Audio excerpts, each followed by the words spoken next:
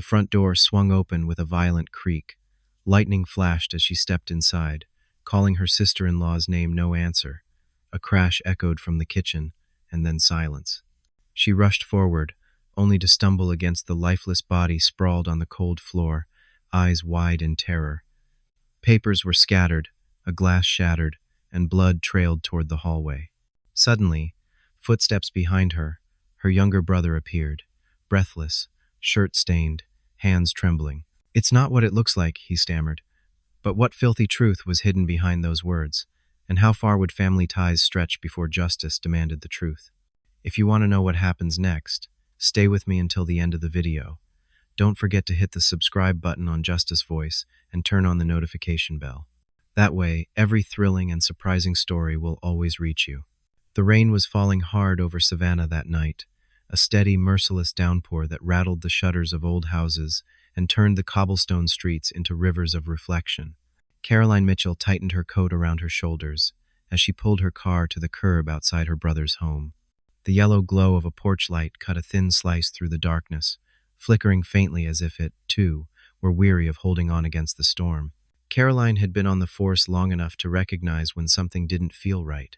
Maybe it was the way the front gate creaked in the wind, hanging half open, or maybe it was the uneasy silence that lingered between the hammering of raindrops. She had been here countless times before, but tonight, her chest carried a weight she couldn't shake. James's house was a modest one, a single-story structure with peeling white paint and a roof that always seemed to need patching. It wasn't much, but it was his pride, the place where he and Linda had built their little family life. Caroline had promised her mother before she passed that she would always look after James, that she would do everything in her power to keep the family together. Those words echoed in her mind now, as she stepped through the yard, her boots sinking into the mud. The front door stood ajar, just slightly, enough to invite questions, enough to stir dread. Caroline reached instinctively for the small flashlight at her belt, the habit of a cop who had learned long ago that shadows often held more than silence. "James," she called, her voice low but steady. Only the storm answered. The living room lay before her in fragments of dim light. One lamp burned weakly in the corner, casting a trembling glow across the walls. The air was heavy with something sour smoke maybe, or liquor left too long uncorked. She took a step forward, her eyes sweeping the room the way she had been trained to do, and then she froze. On the floor, just beyond the edge of the rug, lay Linda. Her sister-in-law's face was pale, drained of the warmth Caroline had always known. Her hand was curled tightly around a crumpled piece of paper, as if it were her last defense against whatever had come. The clock on the wall ticked with a cruel insistence, each sound driving deeper into the hollow that had opened in Caroline's chest. For a moment, Caroline could only stand there, the sound of her own heartbeat colliding with the storm outside. Linda had been more than a sister-in-law. She had been a friend, a confidant, a gentle presence who had often reminded Caroline that life was more than duty and pain. The sight before her felt like a betrayal of everything good she believed still existed in the world. Kneeling down, Caroline pressed 2 fingers to Linda's neck, though she already knew what she would find. No pulse. The body was cold, the life gone. She swallowed hard, fighting back the tears that threatened to fall. Her eyes shifted to the paper clutched in Linda's hand. Carefully, Caroline pried the fingers open, smoothing the damp and crinkled sheet. Scrawled in hurried strokes were the words, "The truth cannot stay buried forever." Caroline's breath caught. A chill deeper than the storm crept through her bones. She knew these weren't random words. They were a warning, a message left in desperation. Before she could think further, a sound broke through the silence, a faint shuffle behind her, the floorboard groaning beneath someone's weight. Caroline spun around, her flashlight beam slicing through the room. There, at the threshold of the hallway, stood Ethan. Her youngest brother looked nothing like the boy who had once trailed behind James with a grin too wide for his face. Tonight he was pale, his eyes darting nervously, his hands trembling at his sides. His shirt bore faint stains dark, unclear in the dim light but enough to knot Caroline's stomach. "Caroline, His voice cracked, stumbling over the words as if they were too heavy to hold. She studied him in silence for a long moment. Every instinct screamed at her that something was wrong, something far worse than the storm or the broken door. Ethan avoided her gaze, his shoulders hunched, his breath shallow. He looked cornered, as though the truth itself were chasing him. What happened here? Caroline's voice was sharp now, steady, the voice of a woman who had spent her life demanding answers. I I don't know. I just came home and he stopped, swallowing hard, the words faltering. She was already like that, I swear. I. Caroline's eyes drifted once more to the stains on his shirt. Her mind raced, torn between the sister who had promised to guard her family and the officer who could not ignore what stood before her. The rain outside hammered harder, as though the heavens themselves demanded the truth. And Caroline Mitchell knew, with a heaviness that settled deep in her bones, that this night would change everything. Caroline steadied her breathing, the beam of her flashlight still fixed on Ethan. The storm outside rattled the windows, each crack of thunder pushing the silence between them into something unbearable. She had learned long ago that moments like this, fragile, trembling on the edge, were when the truth tried hardest to hide. Ethan shifted uncomfortably under her gaze. He rubbed his hands together, smearing the faint stains on his shirt as though he could erase them with enough friction. You need to sit down, Caroline said at last, her voice clipped but calm. Now. Oh, he obeyed, lowering himself onto the worn couch, his eyes never quite meeting hers. Caroline bent over Linda's body again, forcing herself into the mindset of an investigator rather than a grieving sister. She noted the stillness of the room, the absence of broken glass or overturned furniture. There were no signs of forced entry. The front door had been left ajar, but the lock showed no damage. Whoever had been here hadn't needed to break their way inside. Her light swept across the floor, pausing at a faint scorch mark near the coffee table. A chemical smell lingered in the air, acrid and sharp, mixing uneasily with the sweet burn of spilled liquor.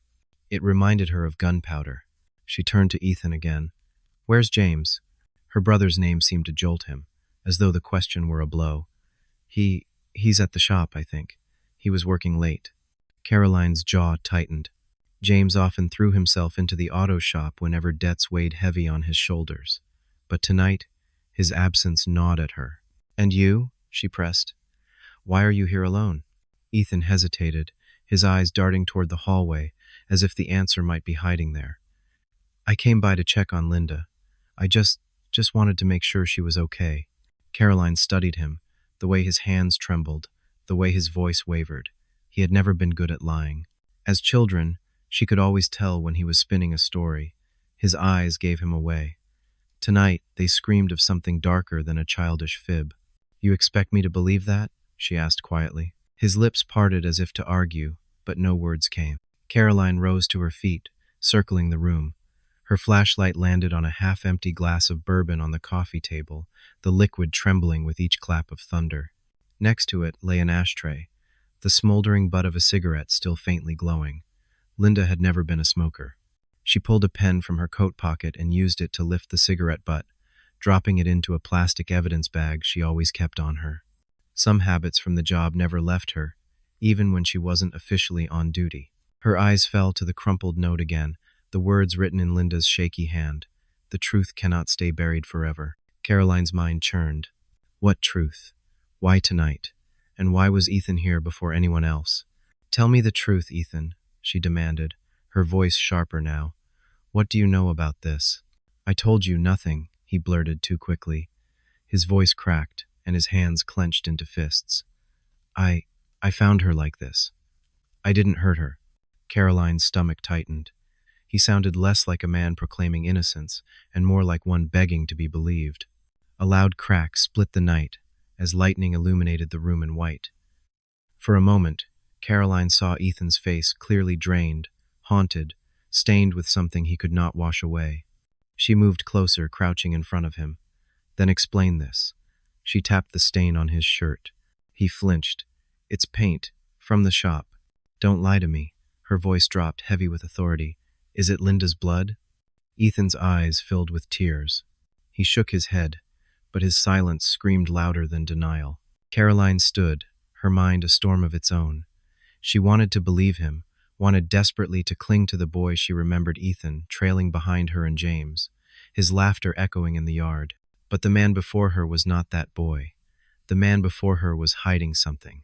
The weight of her badge pressed invisibly against her. She was a cop.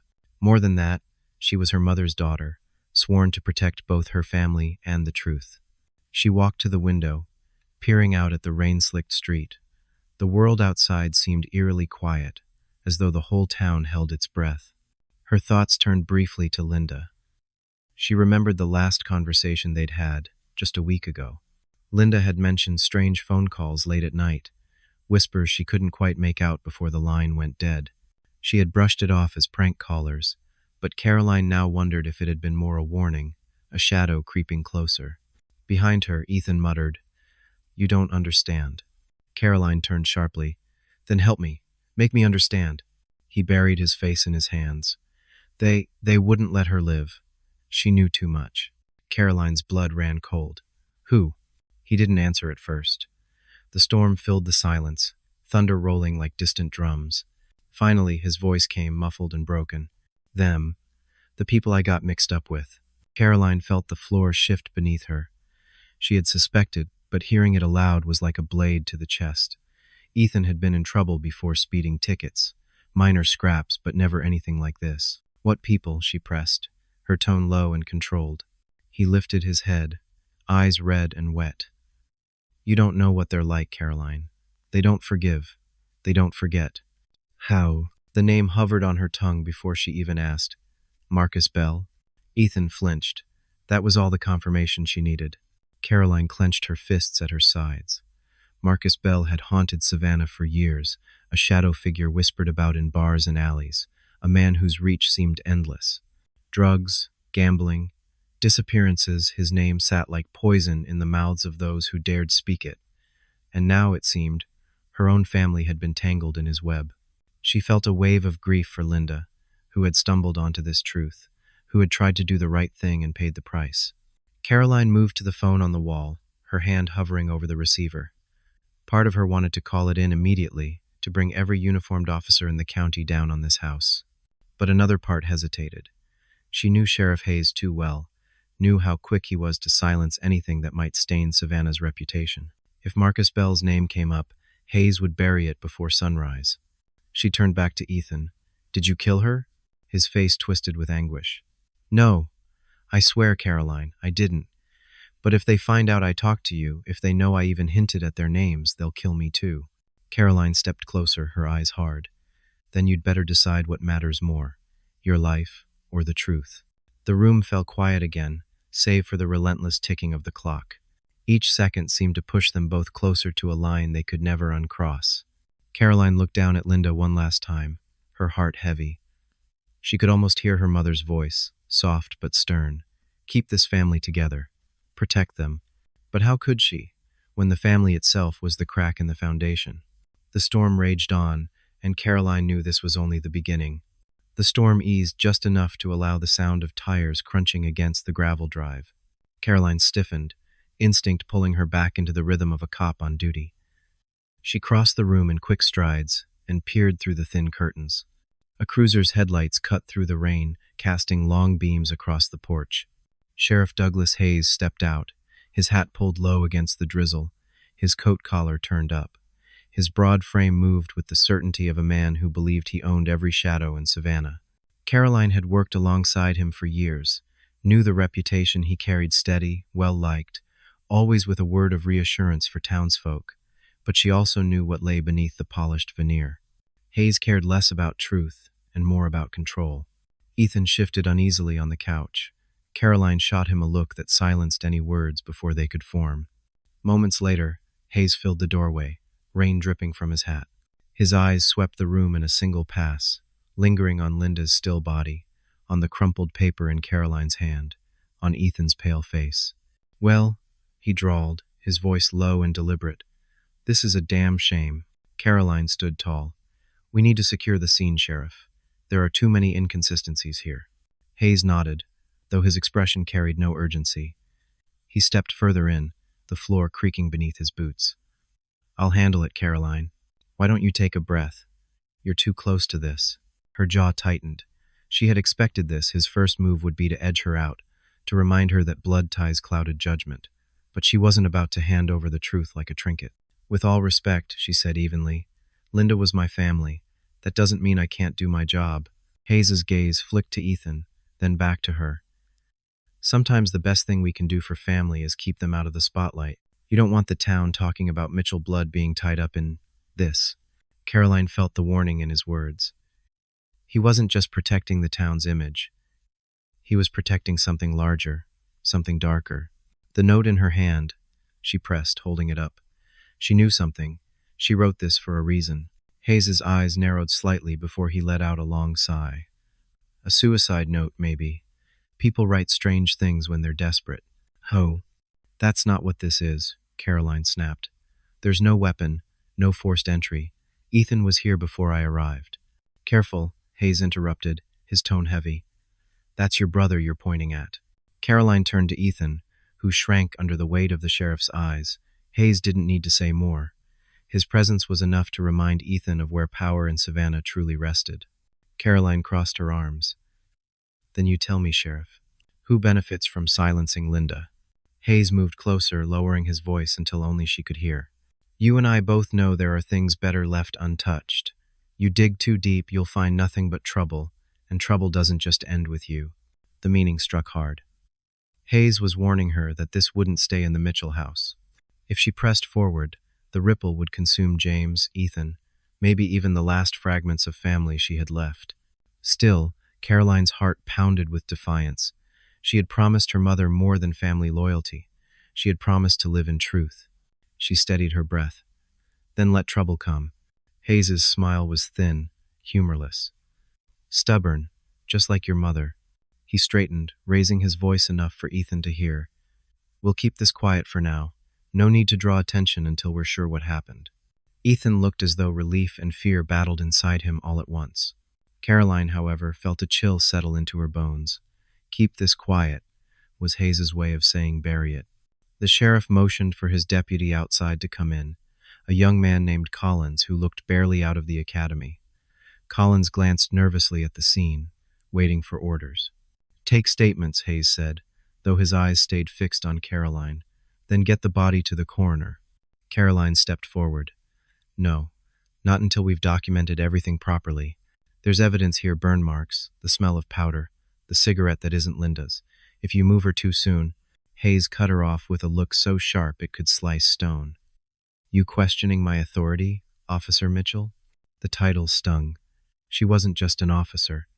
She was a sister standing over the body of someone she loved. And Hayes knew exactly how to twist the knife. Collins shifted uncomfortably, glancing between them. Caroline could see it in his eyes. He sensed something was wrong, but fear of Hayes's disapproval kept him silent. Caroline lowered her voice, but not her resolve. I'm not questioning your authority. I'm demanding we do this by the book. Linda deserves that. For a long moment, the only sound was the ticking clock and the soft patter of rain. Hayes studied her, his jaw working. Then he leaned closer again, his words low and edged. You don't want to cross me, Caroline. Not tonight. Not ever. The threat coiled through the room like smoke. Caroline felt her fists clench, nails biting into her palms. But she held his gaze, refusing to let him see fear. Hayes finally stepped back, signaling to Collins. Do as she says. Document the scene. Caroline almost laughed at the irony. Hayes had no intention of letting any of this see daylight. He would manipulate the report, twist the evidence, erase what didn't fit his story. She knew it as surely as she knew the storm would pass. But for now, she had bought herself time. Time to gather what she needed before Hayes swept it all under his rug of secrecy. As Collins moved about awkwardly, snapping photographs, Caroline crouched near the scorch mark again, her mind racing. Marcus Bell's name whispered through her thoughts like a curse. If Linda had known something that tied Hayes to Bell, this wasn't just about drugs anymore. It was about the very fabric of Savannah's leadership. She glanced at Ethan. His hands shook, his eyes darting anywhere but toward Linda's body. Hayes's presence seemed to chain him tighter than any set of cuffs. Caroline's decision settled like iron in her chest. If she wanted truth, she couldn't wait for Hayes to hand it to her. She would have to find it herself, quietly, carefully, for Linda, for the promise she had made to her mother, for the soul of Savannah itself. The storm had passed by morning, leaving Savannah draped in a gray hush. Puddles pooled in the ruts of cobblestone streets, and the moss-draped oaks hung heavy with rain. Caroline hadn't slept. She had stayed at James's house until Hayes finally pulled his men out, leaving behind nothing but silence and a hollow ache. Linda's absence clung to the air. The house no longer felt like a home. It felt like a wound. Caroline stood in the kitchen now, staring at the note she had folded neatly into her pocket. The truth cannot stay buried forever. The words weighed more heavily with daylight than they had in the storm's shadow. Linda had written them for a reason, and Caroline would not let Hayes erase that reason. Ethan had vanished sometime after dawn. He claimed he was going to the shop to help James, but Caroline doubted it. His eyes had been swollen with fear, his movements restless. She suspected he was running, maybe to hide, maybe to warn someone. James arrived mid-morning, his face pale and lined with exhaustion. He looked at Caroline as if expecting her to deliver bad news, though he already knew what it was. "She's gone," he whispered, his voice raw. Caroline's throat tightened. She stepped forward, placing a hand on his shoulder. "I'm sorry, James. I'm so sorry." He collapsed into a chair, burying his face in his hands. For all his strength under a car hood, James had never been built for grief. Caroline remembered their mother's funeral just months ago, how James had clung to silence, while Caroline bore the weight of details and arrangements. Now he seemed even smaller, as if the loss had stripped him of what little fight remained. Caroline sat across from him. "James, did Linda ever say anything to you? Anything about being scared? About people threatening her?" He shook his head. "She kept things from me. Always said she didn't want me to worry. I thought she meant the bills. God knows the shop hasn't done well since the big chains moved in. I've been behind on rent, behind on everything. But this?" His voice cracked. "This isn't just about money, is it?" Caroline hesitated.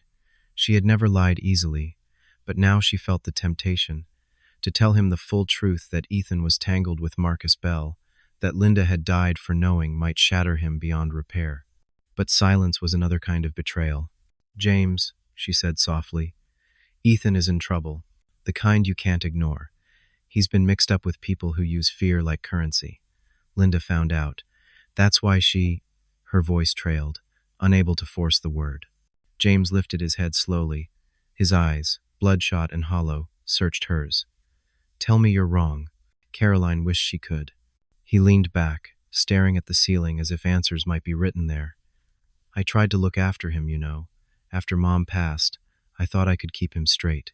I gave him work at the shop, tried to keep him busy, but he wanted more, always more." Caroline's heart ached. She remembered Ethan as a boy, chasing fireflies in the yard, dreaming bigger than the world could hold. Somewhere along the way, those dreams had soured. James rubbed his temples. "If Marcus Bell's name is involved, you need to drop it, Caroline. That man, he doesn't forgive mistakes. He doesn't forget debts." Caroline leaned forward, her voice steady. "That's exactly why I can't drop it. Linda tried to bring the truth to light, and now she's dead. If I let this go, what does that make me? What does that make us?" James closed his eyes. "It makes us alive." The words stung. She wanted to argue, but she saw the fear etched into her brother's face. He wasn't being selfish. He was terrified. Terrified of losing more. But Caroline also knew fear was the soil where men like Marcus Bell thrived.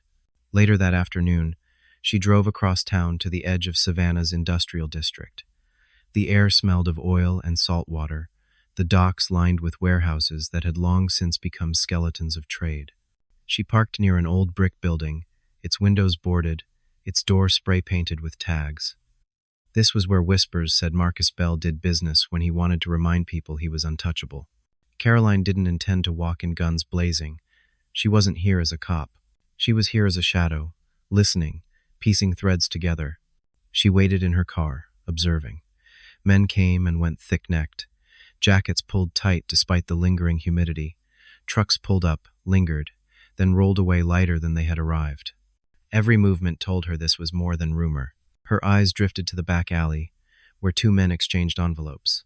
One of them, she realized with a tightening stomach, was Ethan. He looked nervous, jittery, but he was there, part of the machine. Caroline's pulse hammered. She wanted to march over, drag him into her car, scream at him for the choices that had led here. But she stayed still. If Hayes had eyes on this place, If Marcus's men saw her, the game would be lost before it began. Instead, she raised her camera, snapping photos through the slit of her cracked window. Ethan, the envelope, the men at his side, evidence, a breadcrumb trail. When Ethan disappeared back into the warehouse, Caroline exhaled slowly. She had confirmation now. He wasn't just dabbling, he was neck deep. That evening, she returned to her own apartment, the photos spread out on the table. The lamp cast long shadows across the images, each one a piece of the puzzle Linda had died for. Caroline poured herself a cup of black coffee, her hands trembling as she set it down. She thought of Linda's laugh, of the way she used to hum while cooking Sunday dinner, of the gentle steadiness she brought into James's chaotic life. To imagine her silenced by men who trafficked in fear was unbearable. But Caroline wasn't just grieving, she was building resolve. She pulled out a notebook and began writing, mapping connections, circling names. Ethan, James, Marcus Bell, Sheriff Hayes. The lines tangled like the roots of the old oak trees outside, deep and messy. At the center, she wrote one word in bold letters: truth. Caroline leaned back, staring at it. Her mother's voice echoed in memory. Hold this family together, but never at the cost of your soul. That was the promise she intended to keep. The sun dipped low over Savannah, painting the sky in strokes of orange and violet. Caroline sat in her car outside the small brick library on Whitaker Street, staring at the entrance as though it might hold the answers she sought. She had been replaying the conversation with James all day, weighing his fear against the stubborn resolve building in her chest. Linda had been meticulous by nature. Caroline remembered how she labeled spice jars in neat handwriting, how she balanced the books for James's shop when his math grew sloppy. If Linda had discovered something dangerous, Caroline knew she wouldn't have kept it all in her head. She would have left breadcrumbs, something tangible, something meant to be found. And so, Caroline followed instinct to the library, a place Linda frequented. Inside, the air was cool and smelled faintly of paper and polish. Caroline moved quietly through the aisles until she reached the back corner where Linda often sat, near the tall windows that caught the morning light. She approached the librarian, Mrs. Duval, an older woman with spectacles and the kind of memory that missed nothing. Caroline Mitchell, Mrs. Duval greeted softly, her voice carrying the weight of sympathy. I heard about Linda. I'm so sorry, dear. Caroline nodded, swallowing the lump in her throat. Thank you, ma'am. I was wondering if Linda left anything here. Maybe she was working on something? Mrs. Duval frowned thoughtfully, then disappeared into the office. She returned with a slim manila folder. She asked me to hold this for her, said she might need it later. I never imagined. Her voice trailed. Caroline took the folder, her hands trembling slightly. Inside were photocopies of invoices, shipping logs, and bank slips ordinary at first glance. But the names leapt out. Dummy companies tied to Marcus Bell, false addresses linked to warehouses near the docks, and scrawled in Linda's neat hand across the top page. If something happens to me, it was not an accident. Caroline closed her eyes, fighting the wave of grief. Linda hadn't just stumbled into danger. She had been prepared for it.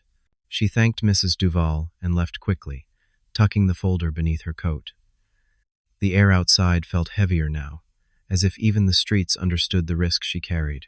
Back at her apartment, Caroline spread the papers across her kitchen table. She circled connections, pieced together timelines. The documents weren't enough to convict Bell outright, but they were enough to show Linda had been building a case, and someone had silenced her before she could deliver it. Caroline's thoughts were interrupted by a knock at her door. 3 sharp raps, spaced evenly. She froze. Few people knocked like that, deliberate, precise. Her hand drifted toward the drawer where she kept her revolver. She opened the door a crack. A man stood in the hallway, tall and broad, his suit too fine for Savannah's humidity. His eyes were cold, assessing. "Officer Mitchell?" he asked, though it sounded less like a question and more like a statement of fact. Caroline kept her voice level. "Who's asking?" He smiled faintly. "Mr. Bell would like to speak with you." The name landed like a stone. She tightened her grip on the doorframe. "Tell Mr. Bell I'm not interested." The man's smile didn't fade. "He insists. He's waiting at the Crescent Bar." Caroline hesitated. Walking into Bell's territory was dangerous. maybe even suicidal, but refusing the invitation outright might be worse. She had grown up hearing stories about Marcus Bell's way of handling disrespect. People who said no to him had a way of disappearing. She nodded once. "Give me 10 minutes." The man tipped his hat slightly, then turned and walked down the hall. Caroline closed the door, pressing her back against it. She stared at the papers on her table. If Belle knew she had them, she was already marked. But this might be her only chance to see him face to face, to measure the man who held Savannah in his fist. At the Crescent Bar, smoke curled lazily under dim lights. The place had been a relic of the 50s once, but now it belonged to Belle, its booths always occupied by men who spoke in half sentences and watched the door too carefully. Marcus Bell sat in the corner, dressed in a gray suit that fit him like armor. His hair was slicked back, his hands resting lightly on a glass of bourbon. He didn't rise when Caroline approached, but his eyes tracked her with the ease of a predator. "Officer Mitchell," he said smoothly, his voice warm yet threaded with steel. "Please sit." Caroline slid into the booth, every nerve alert. "I was sorry to hear about your sister-in-law," Bell continued, sipping his drink. "Tragic, truly. But Savannah is a hard town.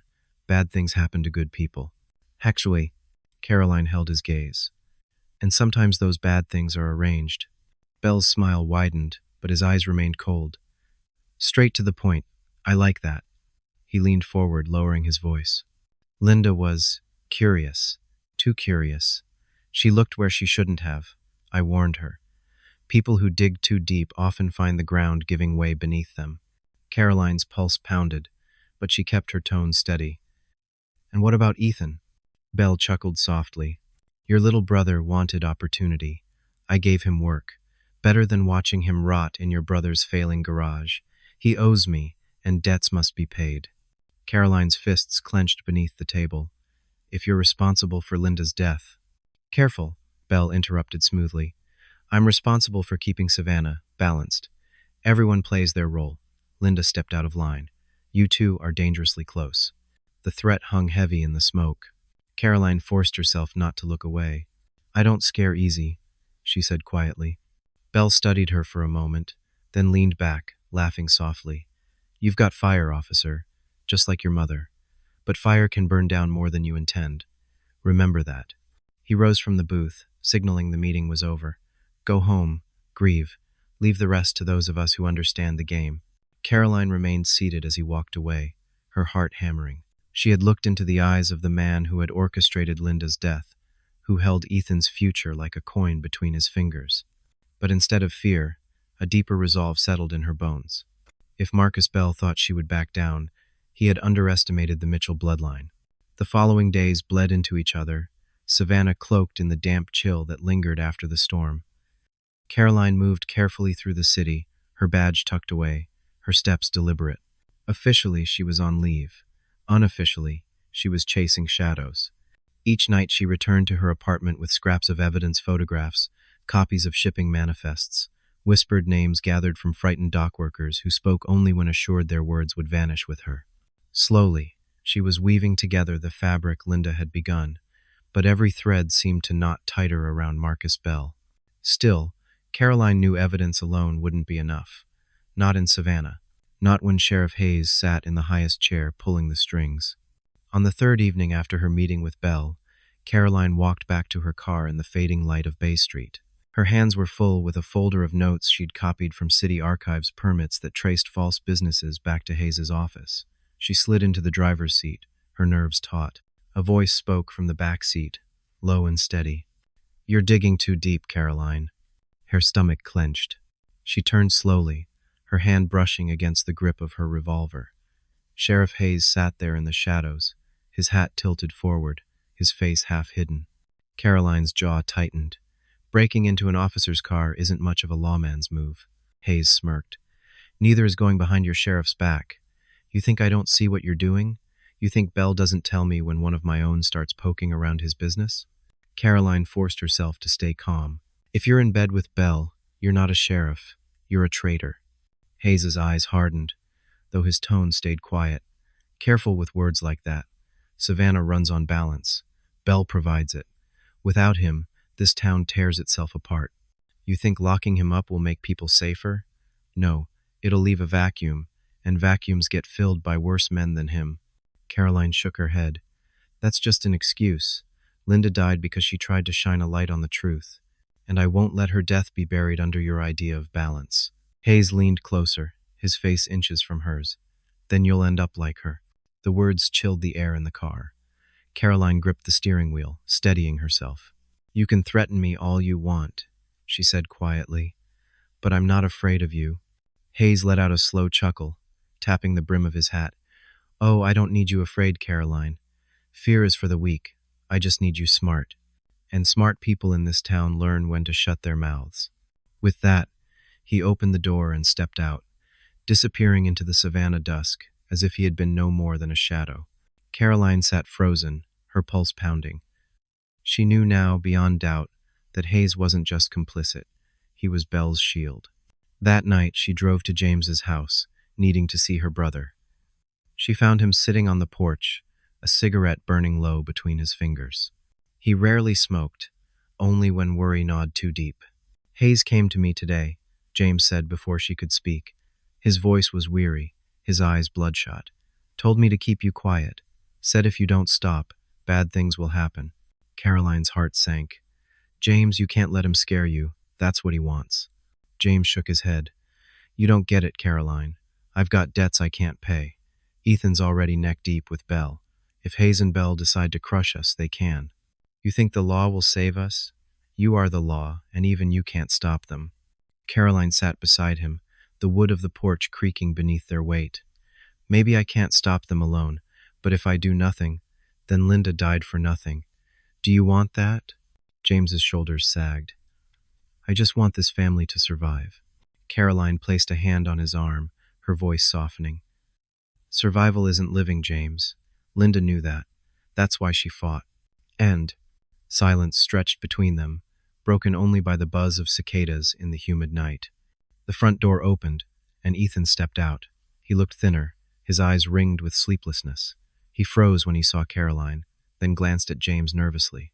Caroline stood, her gaze fixed on him. Where were you this afternoon? Ethan shoved his hands into his pockets. Around. Why? You were at the docks again, she pressed. I saw you. Ethan's face flushed, but he didn't deny it. I don't have a choice. Belle owns me. Caroline stepped closer, her voice low. Belle doesn't own you. He uses you, and the longer you let him, the more he'll take until there's nothing left. Ethan's jaw clenched. You don't understand. He said if I don't keep working for him, he'll come after James. After you, after everybody. I can't risk that. Caroline's chest ached. He wasn't lying. She could hear the fear in his voice. But fear was exactly what Belle thrived on. You're not protecting us, she said gently. You're feeding him, and sooner or later he'll eat us whole. Ethan looked away, tears brimming in his eyes. James rose and placed a hand on his shoulder. Son, listen to her. You're my brother, but you've got to stop this before it destroys everything. Ethan shook his head violently, pulling away. It's too late. You don't know the things I've done. He stumbled back into the house, the door slamming behind him. Caroline and James exchanged a heavy look. The weight of it hung between them like lead. Caroline whispered, He's slipping away from us. James's voice broke. Then save him, Caroline, before we lose him completely. Caroline stared into the night, her resolve hardening. She would save Ethan if she could. She would honor Linda's courage. She would bring Belle and Hayes down. But the storm she was stepping into would test everything: her badge, her family, and her very soul. Caroline had never been good at waiting. Action was the marrow of her bones, the rhythm that kept her alive. And now, with Linda's papers stacked neatly on her kitchen table, and Hayes's threats echoing in her ears, waiting felt like death itself. So she acted. For nights she drove the back streets of Savannah, memorizing patrol schedules, noting when Hayes's deputies lingered too long outside certain bars, when trucks slipped down to the docks without inspection. Every pattern told a story, and Caroline knew how to read between the lines. One night near midnight, she parked a block away from a warehouse she had been watching for days. It belonged on paper to a shipping company that hadn't done legitimate business in years. The place was quiet now, save for a single light burning in the office window. Caroline slipped from her car, her footsteps muffled against the damp pavement. The air smelled of salt and rust, the river close by. She moved along the side of the building, crouched low, her flashlight left behind in the car. The back door was locked, but years on the force had taught her how to work around that. A thin piece of metal and a steady hand were all she needed. Within moments, the lock gave way with a soft click. Inside, the warehouse stretched wide and hollow, shadows clinging to every beam. Caroline's heart raced, not from fear, but from the rush of knowing she was close. She moved carefully toward the office where the light glowed. Papers littered the desk, boxes stacked against the walls. She pulled out her small camera and began snapping photos, shipping manifests, bank slips, ledgers marked with initials she recognized as Belle's. Her hand froze when she spotted one name scrawled in the margins, H. Douglas. Her stomach tightened. Hayes wasn't just looking the other way. He was part of the machinery. His initials beside figures that matched payouts protection money. Caroline's pulse hammered as she photographed each page. This was what Linda had died for. Proof. But just as she slid a final ledger back into place, she heard it. The faint crunch of a boot on gravel outside. Then another.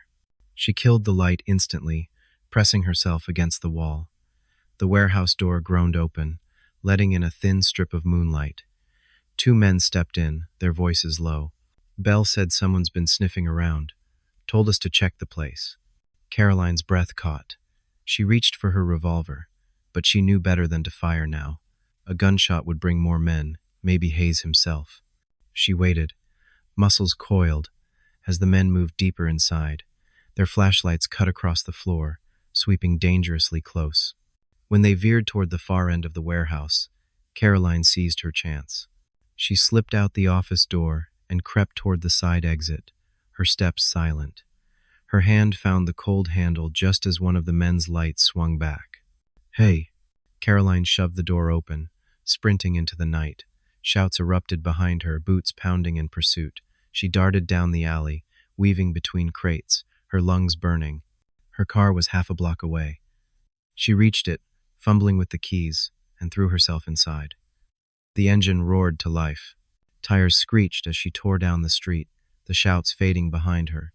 Only when she had crossed town and parked in a dark side street did she allow herself to breathe. She leaned against the wheel, sweat dripping down her temples. She still had the camera. She still had the photos. That was all that mattered.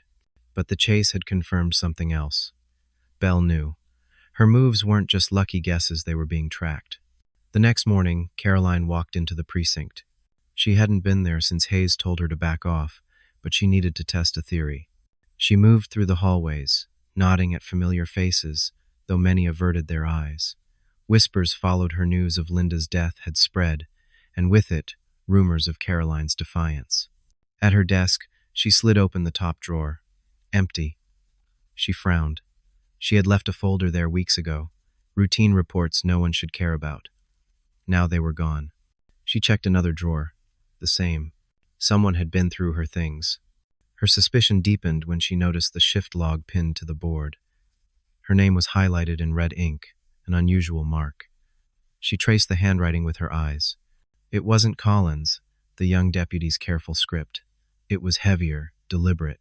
Hayes's hand. Caroline realized then, she wasn't just being watched from the outside. She was being monitored from within.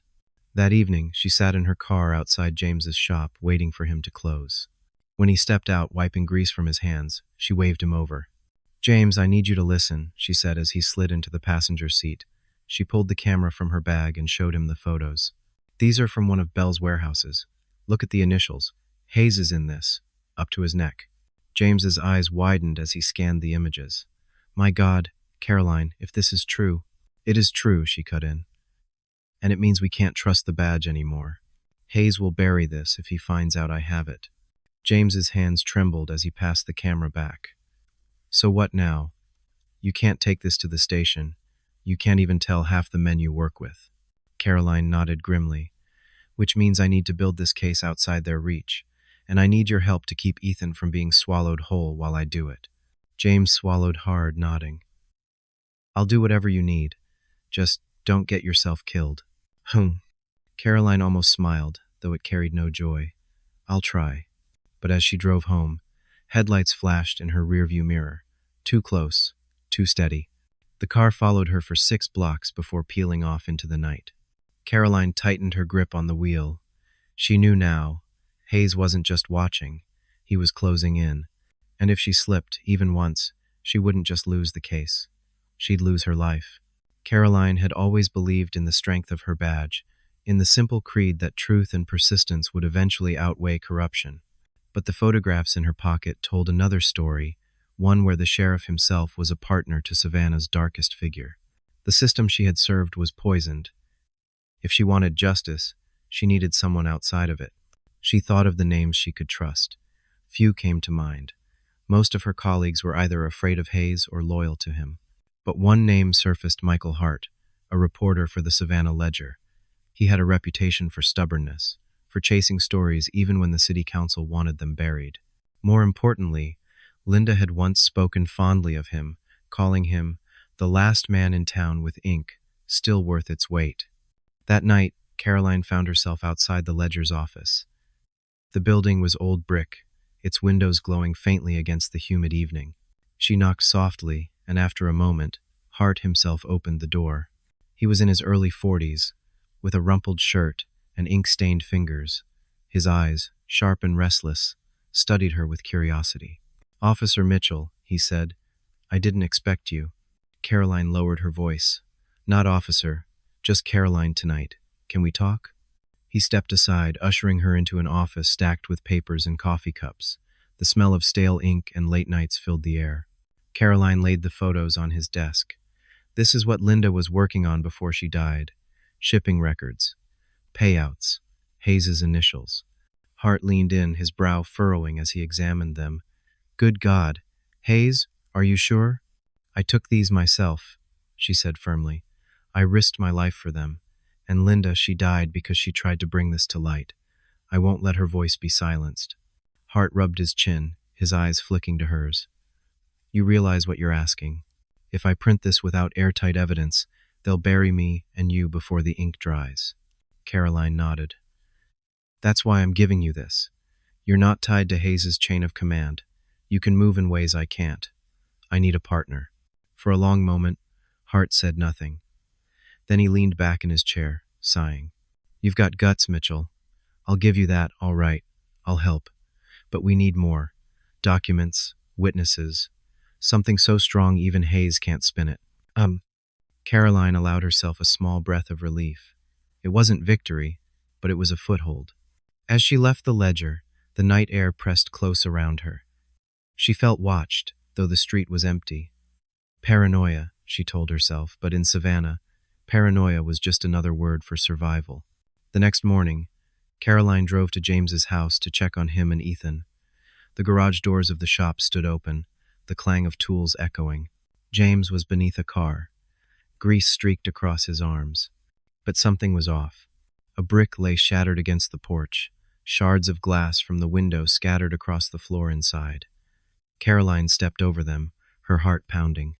On the kitchen table lay a single object, a bullet, polished and deliberate. James crawled out from under the car just as she stormed back outside. His face was pale, his hands shaking. "It was here when I woke up. No break-in, nothing stolen. Just that." Unquote. Caroline picked up the bullet, turning it over in her hand. It wasn't random. It was a message. "They're warning us," she muttered. James's jaw tightened. "Linda's gone, and now they're coming after us. Caroline, how long before they put one of these in me, or in Ethan?" As if summoned, Ethan emerged from the back of the shop. He looked worse than before, eyes hollow, movements jittery. He froze when he saw the bullet in Caroline's hand. "They're watching us, aren't they?" he whispered. Caroline's gaze bore into him. "You would know better than anyone." Ethan flinched, shame flickering across his face. "I tried to walk away last night. I told Belle I was done." He laughed. "Said family doesn't quit. Said if I disappeared, you'd pay instead." Caroline's blood boiled. Marcus Bell was tightening the noose, weaving fear through every thread of their lives. She pulled Ethan close, her voice fierce. "Listen to me. He doesn't own you. He only owns what you give him. Stop feeding him." Ethan's eyes welled with tears. "You don't get it. It's too late." He jerked away, retreating into the shop. Caroline turned to James, her voice low. Keep him close. Don't let him out of your sight. I'll handle Belle. James shook his head. You're going to get yourself killed. Caroline pocketed the bullet. Maybe, but I'd rather die fighting than live bowing to him. That night, Caroline met Hart again, this time in a quiet diner off Victory Drive. She slid into the booth, the bullet placed between them on the table. Hart whistled low. They're not subtle, are they? Caroline's eyes were hard. No, but that means they're worried. Linda rattled them. Now I'm rattling them. If we push harder, they'll make a mistake. Hart leaned forward, lowering his voice. Then we push. But Caroline, you need to understand. The deeper we go, the fewer friends you'll have left. Hayes has eyes everywhere. She met his gaze without flinching. Then I'll be ready. But even as she said it, she felt the weight of unseen eyes pressing on her. Someone was watching, waiting for her next move. And she knew Belle's warning hadn't been idle. The family she swore to protect was already in the crosshairs. The storm in Savannah was far from over. The autumn air in Savannah had turned sharp, the nights carrying a chill that clung to the bones. Caroline sat across from Hart in his cluttered office, the glow of a desk lamp illuminating the piles of papers they had gathered. We've got documents, photos, even financial trails, Hart muttered, flipping through the stack. But all of this is still paper. People will say it's forged or out of context. We need a voice, someone who's been inside Belle's circle, someone who can't be dismissed. Caroline leaned back, exhaustion in her eyes but steel in her voice. A witness. Oh, exactly, Hart said. And I might know one. He pulled a name from his notes, Samuel Price, a longshoreman who had worked the docks for 20 years. Hart explained that Price had gone missing from the job 2 months ago after refusing to unload a shipment Belle had marked as untouchable. Rumor said he was hiding, terrified for his life. Caroline tapped her fingers against the table. If he's alive, he knows something, enough to scare Belle into silencing him. Hart nodded. I've been chasing whispers. Someone said Price has been hiding out in Thunderbolt, staying with a cousin who fishes shrimp boats. Caroline stood. Then we find him, tonight.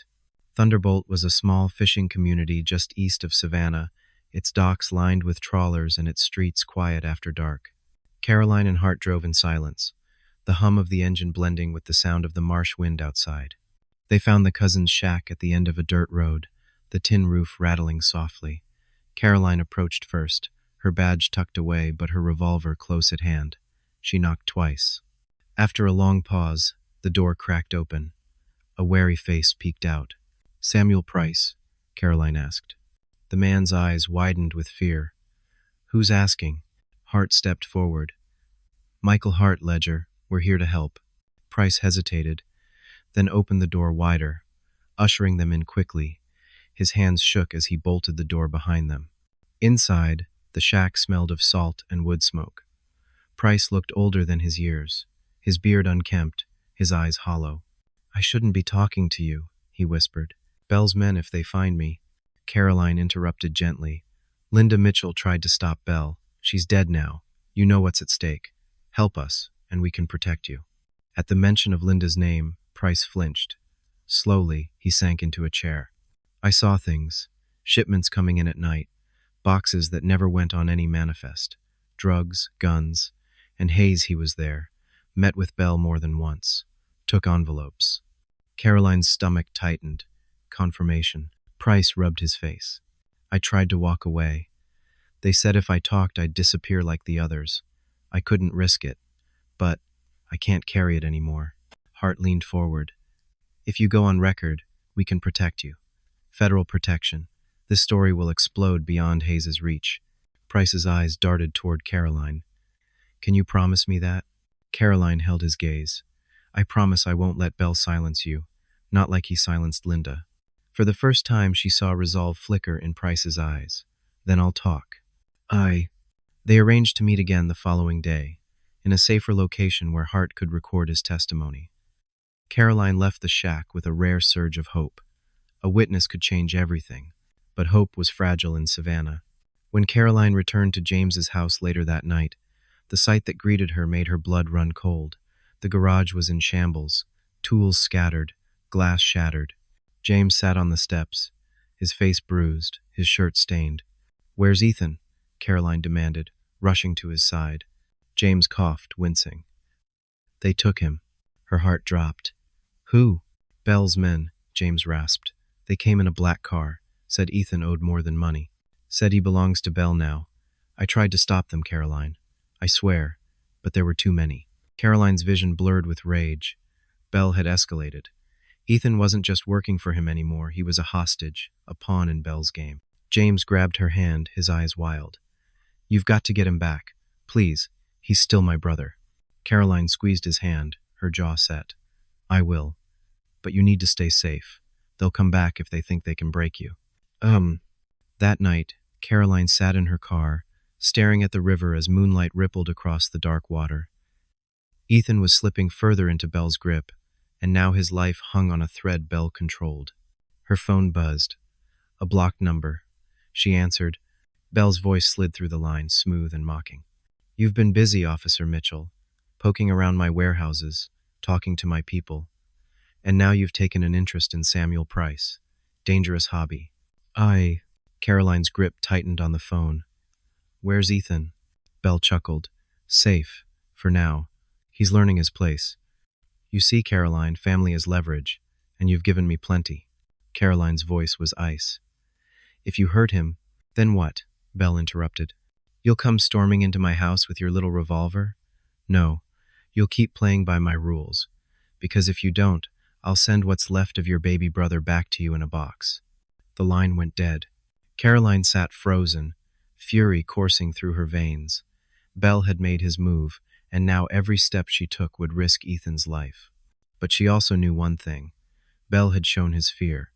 If he was lashing out, it meant the walls she and Hart were building were starting to close in. And Caroline Mitchell had no intention of stopping. The days that followed were a blur of whispers and shadows. Savannah felt smaller now, as if every street corner and every porch swing watched Caroline with suspicion. The ledger hadn't printed Hart's story yet. They needed more than photographs and promises, but somehow Bell and Hayes already knew she was building a case. And they struck first. By midweek, the Savannah Chronicle, a paper Bell practically owned, ran a headline. "Officer Mitchell under investigation.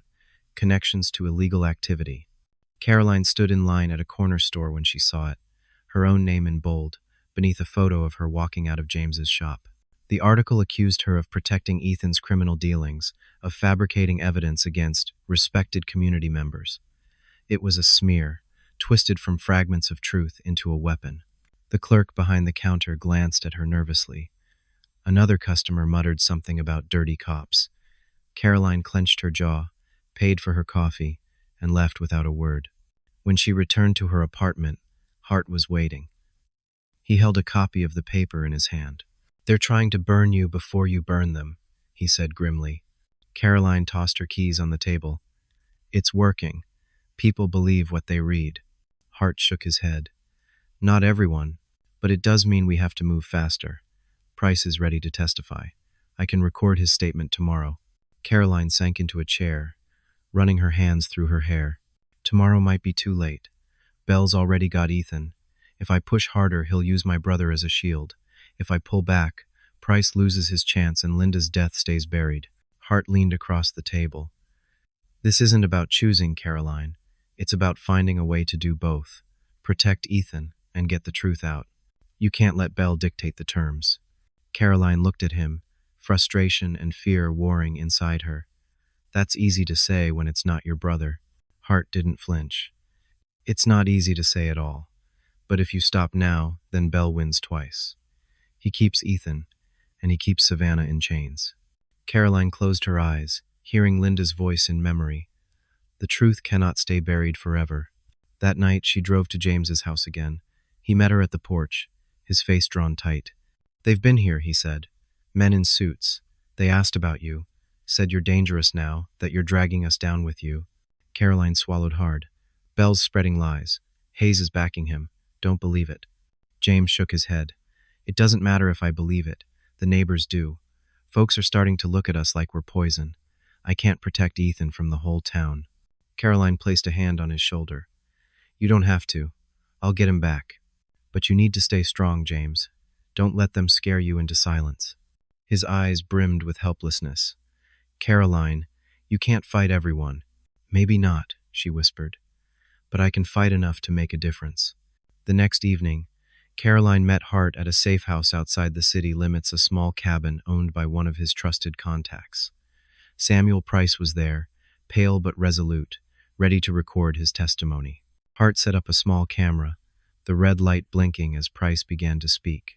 He told everything: the shipments, the payments, Hayes meeting Bell on the docks, the threats. His voice trembled at times, but the words poured out like a flood dam finally broken. When it was done, Hart clicked off the recorder. This is it. With this, we can go national. Hayes won't be able to bury it. Caroline felt a flicker of hope, but it died as soon as her phone buzzed. A message. No name, just a photo. Ethan, tied to a chair in a dark room, his face bloodied. Underneath, 4 words. Stop or he dies. Caroline's breath caught, the world tilting. Her hands shook as she showed Hart the phone. He cursed under his breath. They're escalating. They know we have Price. Caroline's mind raced. If she handed over the evidence, Ethan might live, but Bell and Hayes would walk free. If she pressed forward, Ethan would pay the price. Her chest ached with the weight of the choice. Family or truth, blood or justice. Hart spoke gently. Caroline, listen. They're bluffing. Bell needs Ethan alive, he's leverage. If he kills him, he loses control over you. Caroline shook her head. You don't know Bell like I do. He'd rather burn the board than lose the game. She stood, pacing the cabin. Every instinct screamed at her to go after Ethan, to kick down doors until she found him. But Linda's note still echoed in her mind. The truth cannot stay buried forever. For a long moment, she stared at the photo, Ethan's swollen face staring back at her. Then she looked at Hart. We finish this, she said, her voice like steel. But we do it fast, before Bell makes good on his threat. Hart nodded. Then tomorrow, Price's statement goes out. To every outlet I can reach. Hayes won't be able to contain it. Caroline clenched her fists. Tomorrow could save Savannah or destroy her family. Either way, there was no turning back. By dawn, Savannah was already trembling. Michael Hart's article had gone live at first light, not just in the Ledger, but syndicated through every outlet he could reach. Samuel Price's face filled the screen in a grainy video, his voice clear despite the fear etched into every word. He named names, described shipments, painted Hayes as a man on Bell's payroll. Within hours, phones rang off the hook. Reporters camped outside the courthouse. The town buzzed with outrage and disbelief. For the first time, Bell's shadow seemed less invincible. Caroline sat at her kitchen table, the paper spread before her, Linda's note resting on top. The truth cannot stay buried forever. The words no longer felt like a whisper. They felt like a battle cry. But with truth came consequences. By mid-morning, Hart called her, his voice tight. They're moving fast. Hayes is holding a press conference at noon, calling the story a fabrication. He's already painting Price as a drunk, a liar, a man with grudges. We need to keep Price safe, or this whole thing collapses. Caroline grabbed her coat. Where is he? At the safe house, Hart said. I'm heading there now.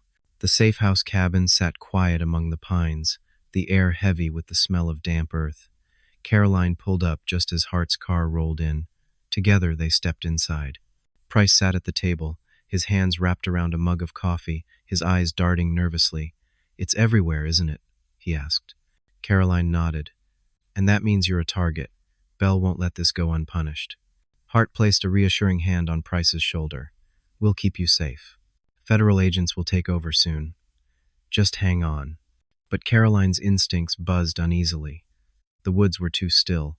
The silence pressed too tightly. She moved to the window, scanning the tree line. Then she saw it, a flicker of movement, the glint of metal. Down! She shouted. The window shattered as bullets tore through the glass. Price dropped to the floor, Hart dragging him toward cover. Caroline drew her revolver, returning fire through the broken pane. Shadows darted between the trees, 3, maybe 4 men, Bell's soldiers. The air filled with gunfire, the cabin shuddering with each impact. Caroline moved low, her breath steady, firing controlled shots. One man went down, the others scattering. When the shooting stopped, silence returned as abruptly as it had shattered. But the message was clear. Bell wasn't hiding anymore. He was hunting. Hart's face was pale as he helped Price to his feet. "We can't stay here." Caroline nodded. "Get him in the car. I'll cover you." They fled the cabin, speeding down the dirt road, dust rising behind them. Caroline's knuckles whitened around the wheel, every instinct on high alert. Halfway to town, her phone buzzed. Another message, another photo. Ethan again. This time, his eyes swollen shut, a bruise dark across his jaw. The caption read, "Last warning. Choose." Caroline's chest tightened. Every mile felt heavier. Hart glanced at her, reading the storm in her face. "They're trying to break you. Don't let them." But Caroline's mind was already splitting in two, one half focused on Price, the other on her brother, broken and bound somewhere in Bell's grasp. By the time they reached Savannah, news of the shootout had already spread. Hayes stood on the courthouse steps. Reporters gathered around him like moths. His voice boomed, full of false conviction. "This so-called testimony is nothing but lies from desperate men and disgraced officers. Caroline Mitchell has a personal vendetta and has dragged this town through the mud. I assure you, law and order remain strong under my watch." Caroline parked across the street, watching as Hayes spun his web. People nodded, some shouted support, others jeered. Savannah was divided, teetering between truth and denial. Hart clenched his fists. He's buying time. If Bell silences Price, Hayes walks free. Caroline stared at the courthouse, at the man who once wore the same badge she had trusted. Rage simmered in her chest. "Then we don't let that happen," she said. That evening, Caroline moved Price to a motel on the outskirts of town, a place few would think to look. She sat in the chair by the door, revolver on her lap, every muscle taut. Sleep was a luxury she couldn't afford. At midnight, her phone buzzed again, this time no photo, just a location. An abandoned cannery near the river. Her breath caught. Bell wasn't hiding Ethan anymore. He was baiting her. Hart looked at her, worry etched deep. "It's a trap." "I know," she said. "Then you can't go alone." Caroline shook her head. "If Bell sees anyone else, Ethan dies. This is between me and him." Hart gripped her arm. "Caroline," she pulled free, her voice steady but heavy. "Protect Price. Protect the truth. I'll protect my brother." As she drove toward the river, the city lay quiet, the streets empty under the moonlight.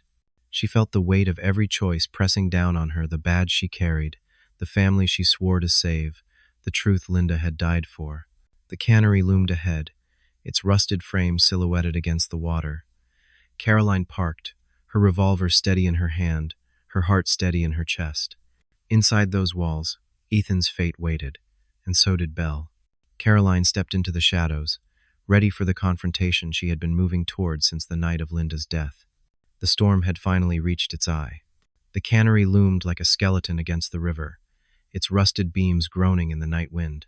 Caroline parked a block away, the revolver heavy at her side, her mind sharpened into steel. She could feel the eyes of Savannah pressing on her shoulders, Linda's voice in her memory, James's pleas, Ethan's broken face from the photos. Tonight would end it, one way or another. She slipped through the broken fence, her boots crunching softly on gravel. The smell of oil and river rot filled the air. Inside, the cannery was a cavern of shadows, moonlight slanting through broken windows. And then she heard it, a muffled cry. "Caroline," Ethan's voice, hoarse but alive. Her chest tightened. She followed the sound, moving past rusted machinery until she reached the center of the vast floor. Ethan sat tied to a chair, bruised and bloodied, a spotlight casting him in harsh relief. And stepping from the shadows was Marcus Bell. He wore the same gray suit as before, immaculate despite the ruin around him. His smile was calm, practiced. Behind him, two men flanked the walls, rifles resting casually in their hands. "Officer Mitchell," Bell said smoothly. "I knew you'd come. Family makes us predictable, doesn't it?" Caroline kept her revolver low but ready. "Let him go, Bell. This ends tonight." Bell chuckled, shaking his head. "Oh, it ends tonight, Caroline, but not the way you think. You've stirred my city, turned good folks against their sheriff, spread lies in the name of your dead sister-in-law. And now you'll pay the price." He gestured, and one of his men shoved Ethan forward. Ethan groaned, his head dropping. Caroline's breath burned in her chest. "You're afraid," she said quietly. "That's why you dragged him here. That's why you keep sending threats. You're losing control." Bell's eyes darkened, though his smile didn't fade. "Control is perception, officer, and perception is easy to shape." From the shadows behind him, another figure emerged. Caroline's stomach clenched as the man she once served under stepped into the light, his badge gleaming faintly. "Douglas," Bell said with a satisfied nod. "Just in time." Hayes looked at Caroline with something like pity. "You should have listened, Caroline. You could have lived a quiet life. Now look at you standing in a ruin, pointing a gun you'll never fire, while your brother bleeds at your feet." Caroline's grip tightened on the revolver. "You killed Linda." Hayes's jaw twitched. "Linda killed herself the moment she crossed Bell." "Don't put that on me." Rage surged through Caroline, but she steadied her voice. "No, she believed the truth mattered. That's what you couldn't stand. You wear that badge like armor, but you're just his dog." Hayes's eyes flashed, but Bell raised a hand, silencing him. "Enough," Bell said. "I didn't bring you here for speeches. I brought you here for choice." He stepped closer, his shoes echoing on the concrete. "Put down the gun, walk away, and your brother lives. Keep pointing it at me, and you both die tonight. Simple." The warehouse fell silent, save for the drip of water in the rafters. Caroline's heart pounded. She could feel Ethan's eyes on her, desperate, pleading. For a moment, she considered it, lowering the gun, saving Ethan's life. But Linda's note blazed in her mind. The truth cannot stay buried forever. Caroline's voice was steady when she spoke. "You've forgotten one thing, Belle. The truth's already out," Price talked. "Hart's story is everywhere. People know now. You can't bury it." For the first time, Belle's smile faltered. Hayes turned sharply to him. "What?" Belle's jaw tightened. "She's bluffing." Caroline shook her head. "Check the papers. Check the broadcasts. Your empire's crumbling while you hide in this rusted cage." Hayes's face reddened, panic flickering in his eyes. "You said we had time." Belle cut him off with a glare, but Caroline saw the crack. The partnership wasn't seamless. It was brittle, held together by fear and greed.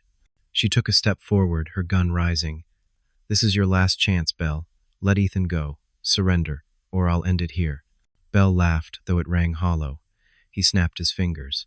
One of his men raised his rifle, aiming at Caroline. But in that split second, Ethan lurched sideways, toppling the chair with his weight. The rifle swung off target. Caroline fired.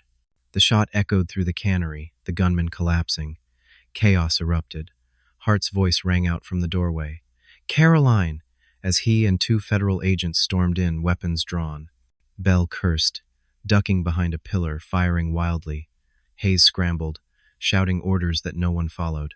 Caroline dove forward, cutting Ethan's ropes with her knife. "Go! Get out!" she shouted, shoving him toward cover. Bullets clanged against metal beams.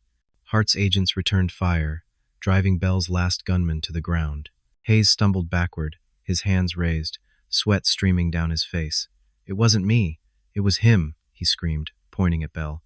I just kept order." Belle sneered at him. "Pathetic." Caroline's revolver leveled on Belle. "It's over." For a heartbeat, the world held still, the river breeze whistling through broken windows. Ethan gasping behind her, Hart shouting orders. Then Belle lunged, pulling a hidden pistol from his jacket. Caroline fired first. The shot rang through the cavern, Belle collapsing to the ground, his pistol clattering away. Silence followed, heavy and final. Hayes dropped to his knees, sobbing, the badge gleaming like a curse on his chest. Caroline lowered her gun, her hands trembling. She looked at Ethan, alive but battered, at Hart standing firm, at Belle's lifeless body. The storm had broken, but the cost lay heavy in the air. Caroline whispered to herself, to Linda, to the truth she had fought for. "It's done." Savannah awoke to a new morning, the air damp with river mist, the streets quiet in a way they hadn't been in years. For once, the silence didn't feel menacing. It felt like relief. The news spread quickly. Marcus Bell was dead. Sheriff Hayes was in custody, his badge stripped, his face plastered across headlines as the man who had betrayed the very people he swore to protect. Samuel Price, no longer hiding, stood ready to testify in court, his voice shaking but unbroken. For Caroline, the victory felt hollow and heavy all at once. She stood on the porch of James's house, the wood warm under the rising Sunday. Ethan sat nearby, his body still bruised, his eyes shadowed. James moved quietly in the kitchen, brewing coffee like he used to on Sunday mornings before life grew so tangled. "Savannah feels different today," Ethan murmured. Caroline nodded. "It does, but it won't change overnight." He looked at her, guilt swimming in his gaze. "I almost destroyed us. I let him pull me in. If Linda hadn't—" His voice broke. Caroline placed a hand on his arm, firm but gentle. "You're here now. That's what matters. But you have to make it right, Ethan. Every day from here on out." He nodded slowly, the weight of her words settling into him. James stepped onto the porch, handing her a steaming mug. His hands shook less than they had the night before. "You did it, Caroline. You brought them down." Caroline stared into the dark coffee, her reflection rippling. "I didn't do it alone. Linda started this. Price carried it. Hart gave it voice. I just saw it through." James's eyes softened. Linda would be proud. The three of them sat in silence for a while, listening to the cicadas hum in the trees, the sound of the river rolling steady beyond the streets. For the first time, Caroline allowed herself to breathe without fear. Later that afternoon, she walked to the cemetery. The ground was still damp from rain, the air rich with the scent of earth. She stood at Linda's grave, her badge pinned neatly to her coat, her hand resting against the stone. "They tried to bury you," she whispered, "but they couldn't. You were right, the truth doesn't stay buried forever. It rises. Sometimes it takes blood, sometimes it takes everything, but it rises." Her throat tightened, tears stinging her eyes, but she let them fall. Not out of weakness, but out of release. When she left the cemetery, Hart was waiting by his car. He gave her a nod. "The feds are taking over now. Bell's network will crumble. Hayes will face trial. Savannah owes you." Caroline shook her head. "Savannah owes Linda. I just kept her light burning." Hart studied her for a long moment, then said quietly, "And what about you? What now?" Caroline looked out at the horizon where the marsh met the sky. The future stretched uncertain, but it didn't feel as dark as it once had. "I go back to work," she said simply. "There'll always be another fight, but now I know I won't fight it alone." Hart smiled faintly, tipping his hat. "That's good enough."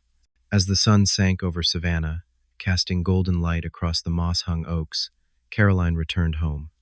James was fixing supper. Ethan sat at the table, sketching on a scrap of paper, his hands steadier than they had been in months. For the first time since the storm began, the Mitchell family was together, bruised, battered, but together. Caroline sat with them, letting the warmth of the room seep into her bones. The world outside still carried shadows, but inside these walls, there was light. And as she sipped her coffee, she thought again of Linda's words, the ones she had clung to in the darkest nights. The truth cannot stay buried forever. Savannah had learned that lesson, and so had she. My dear friends, if you've stayed with me until the very last moments, surely your heart has gone through a whirlwind of emotions, surprise, anger, compassion, even a lump in your throat at the choice made by the black female police officer. What do you think about her action? Was it admirable courage or a risky recklessness? If you were in her place, what would you do? Leave your comment below. If you believe that justice must be protected by the truth, press 1. If you feel there are still mysteries left unsolved, press 0. Thank you for listening, and I hope that you too will always stand on the side of justice, even though the path to the truth is never easy.